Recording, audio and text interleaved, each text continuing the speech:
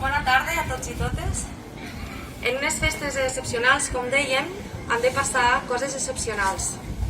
I des de l'Ajuntament vam creure que no hi hauria dia millor que avui per donar les gràcies a persones excepcionals.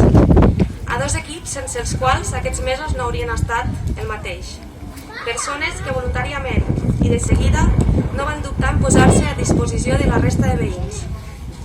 Avui naixeran totes i segurament no és casualitat. Sovint la feina que han fet és invisible, no es veu. En els moments difícils ens calen persones com ells i elles. Persones que saben treure la millor versió seva, que fan que tot sembli més fàcil.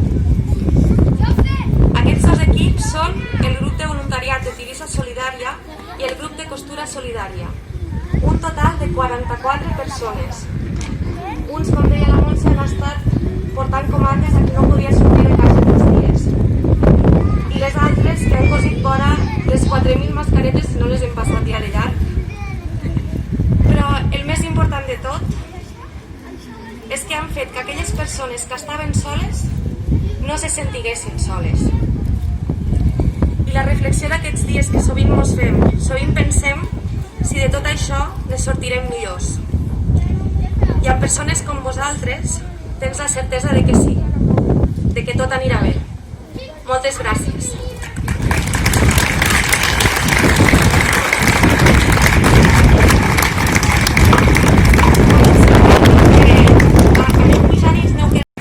Victoria Cruz, Sara Pérez, Saray Benedicto, María Borràs, María del Mar Piñón, Irene Margalef, Uriel Ponce, Belkis Ortiz, Gerard Gil.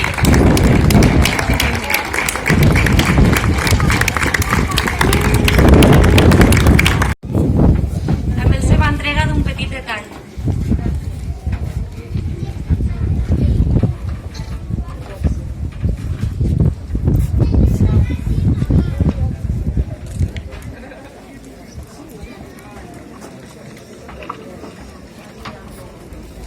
Direm tot seguit també perquè pugen a l'escenari conjuntament el grup de costura solidària, la Laura Folk,